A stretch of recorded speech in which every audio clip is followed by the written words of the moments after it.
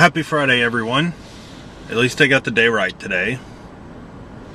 Yesterday, who knows what was going on in my head. For some reason, I thought it was Wednesday. I guess because the holiday threw me off, and then having that stomach bug and being off work that day kind of threw me off. So doing my time card today ought to be interesting. I have to remind myself that I missed 2 days. So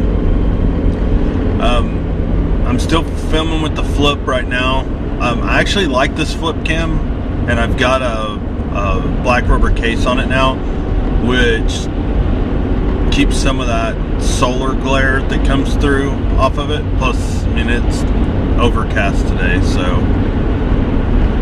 But I'm going to keep filming with it in the car and use the GoPro for some other stuff. But I have to learn how to use the GoPro. I got the memory card, got it all hooked up. I tried to sync it up with my iPhone and couldn't do it. So I need to read up a little more on it and then, you know, work with it and see what I can do. And I've also got the mount now, so I can mount it to the regular tripod pieces like what I have in the car and the one that's on the bike. So, and as soon as our friends pull, as soon as it warms up to the point where we can go swimming, I mean, it's still February, but hopefully in the next month or so to 2 months, whenever our friends' pool warms up enough where we can go swimming, I'm going to try to get that chest strap piece for the GoPro and then strap it on my chest and do cannonballs in the pool. So I think that would look pretty cool. Or they make a waterproof like monopod that you hold out. So, because the one I have is metal with a rubber grip, and it would rust up pretty easy in the water, but they make one for the GoPros that's waterproof, and I may try to get one of those. So as soon as I can figure out how to use the thing, then I'll start using it more. But like I said, I really like the flip for what I'm doing right now. It works perfect. And if I can find my Kodak, my ZI-8, I may try to record with it from time to time, because it does have that remote control with it, so it's a little easier to use. So anyway, I promised y'all a story today. I don't normally, well, yeah, I do. I say I don't normally. I kind of believe in hexes and mojo and weird things that happen. My best friend and former roommate, him and I have always had this weird thing where if we're going someplace, he has to ride in the front seat next to me. He can't ride in the back. The reason being is we've allowed it to happen twice, and both times we were rear-ended by another car.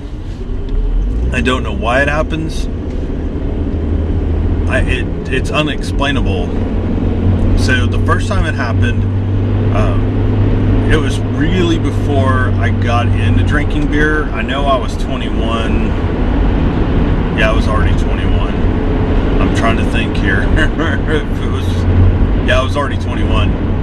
And I hadn't actually drank anything. I had just gone to their apartment, and all they had was beer, and I wasn't really in the mood to drink a beer, and I said, let's go to Taco Bell and get something to eat, and then we'll come back. And then I figured I'll eat some Taco Bell and drink a couple of beers, and I'll be good for the night. So his roommate called shotgun. And this is before we knew anything weird about him sitting in the back, about my friend sitting in the back. So his roommate jumps up front, he sits in the back, go to Taco Bell, and everything is absolutely fine. On our way back, we're stopped at a light. There's a Mercedes, an older Mercedes in front of us, and there was a black guy and his girlfriend were in that car, and then us, and then this guy in this old Buick Type T, old 80s model Buick, decides that when he's about 10 feet from my bumper to finally hit his brakes, he was probably doing 55 or 60, down this street. So he slams us pretty hard, and he pushes me nearly into that other car. I had to hit the brake. I had my foot on the brake, so I pushed it even further in. And luckily, the guy in front of me had been looking through his side mirror and saw what was about to happen, and he actually pulled up nearly into the intersection. And this is probably around midnight or so, 12:30. And so we get out. My friend gets out, his roommate gets out, and I get out. And we go check on the guy, and the guy was like, "Oh, I'm so sorry, man. I wasn't paying any attention."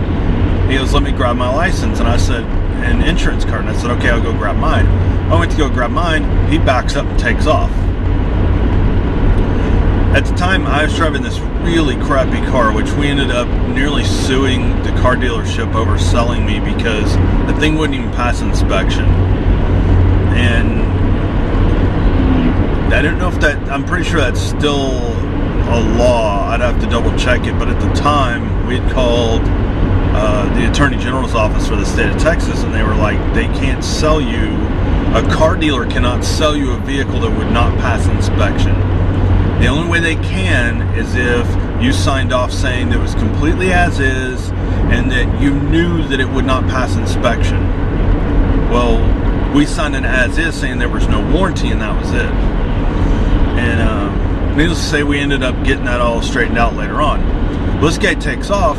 Well, those Buicks had those really good V6s in them, so he takes off, and there's no way that I can get him. Well, the guy in front of me in the Mercedes was like, follow me, I'm following him. And now I'm just barely able to keep up. Like, barely.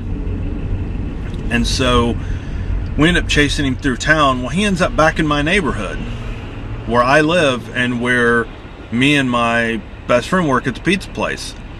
He's literally pulls into the apartments next to the shopping center where our work is.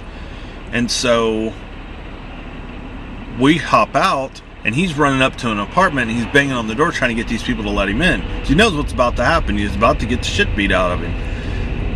So we were at the bottom of the stairs, and we're like, dude, you need to come down here and deal with this. And he's screaming and crying, trying to get somebody to open the door. And whoever's on the other side of the door is scared and doesn't want to open the door. So he keeps banging on it. And we figured that he probably had the wrong apartment because he was drunk. And he starts coming back down the stairs, and he's threatening everybody. Saying, you better hope I don't get into my friend's apartment or get back in my car, because I got something for y'all. Where the black guy opens his glove box and taps me on the shoulder and points at his glove box, and he said, untraceable. And basically he was pointing at a .45 caliber handgun. And I was like, I don't think it's going to come to that, but I'll let you know. So he was ready for war. He's like, if he'd hit me, he said, he wouldn't have left the intersection. So the guy was lucky he hit me. Not very lucky, but so we get the cops over there as quick as we could. I actually had to run and call at the 7-Eleven that was right next to the apartments in the same shopping center where we worked. And those people knew me, so they called the cops for me. By that time, my roommate had the guy basically trapped on the stairs and was like, we're gonna beat the shit out of you. You got no chance of making it out of here unless the cops show up.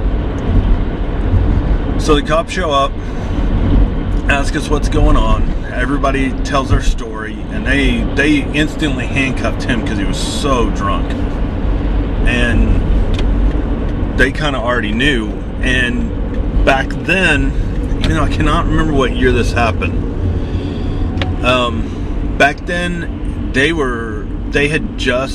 the Arlington Police Department had just lost an officer to a drunk driver. He was on duty and he was pulling out from doing a check at a bar, if I remember right, and some drunk came down the road and just smashed into him. So they were already unhappy with drunk drivers. So they had him up against the car, and one of the cops walked to go get a statement, and the other one opened his front door, his passenger door, or no, he went around to the driver's side. He left the guy leaned up against the car, went around the driver's side to unlock the door, and my friend looked at me, the black guy looked at me and kind of shrugged their shoulders, and all of a sudden the guy's screaming and on the ground, and the cop runs over there and was like, "What's going on?" And I said, "He fell." And he goes, "How did he fall?" And I was like, "I don't know." Well, I did know, because I ended up punching him in the face and kicking him as hard as I could right in the stomach. Now, it doesn't seem like that's an appropriate response, but this guy was nearly 3 times the legal limit and could have easily killed us. And he ended up serving some jail time over it, but not enough. I mean, they really should have just thrown the book at him, because not 6 months later, I saw him drunk walking down the road. So he got a little bit of what he deserved. He actually deserved more than what he ended up getting, but the cops didn't do anything to me, because they were like, at the time, they didn't see me do anything to him besides the fact that he was a drunk. So anyway, we got that all straightened out, and they ended up,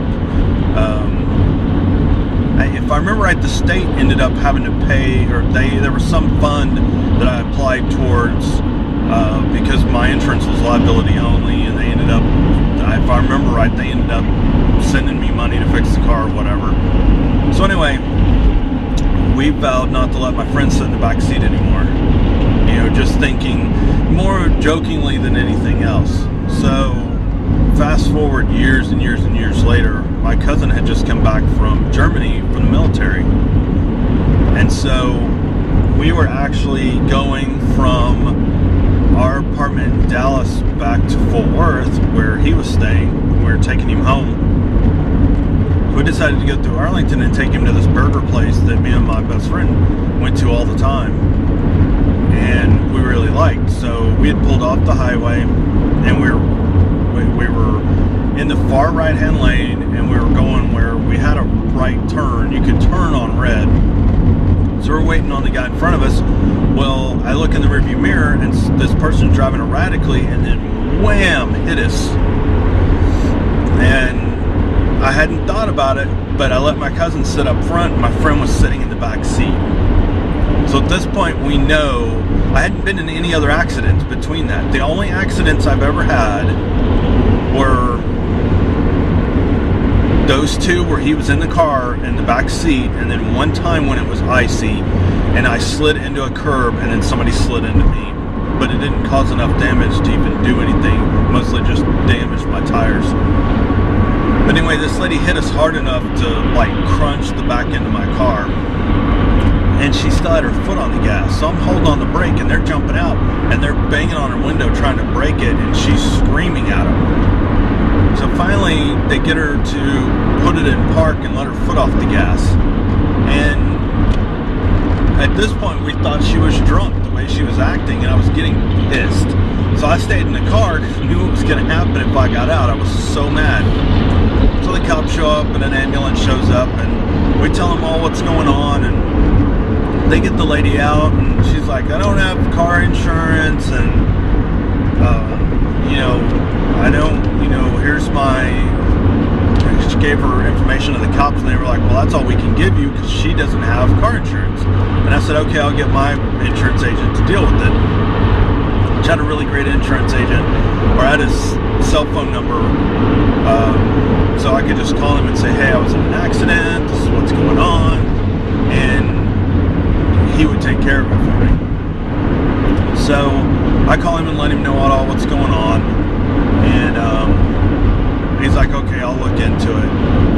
And the cops say, "I don't think she's drunk because I don't smell alcohol, but we're going to take her to the hospital, and we're going to have them do a blood draw. We'll get a warrant to get a blood draw." So they did, and she wasn't drunk. Come to find out, she worked for an airline, and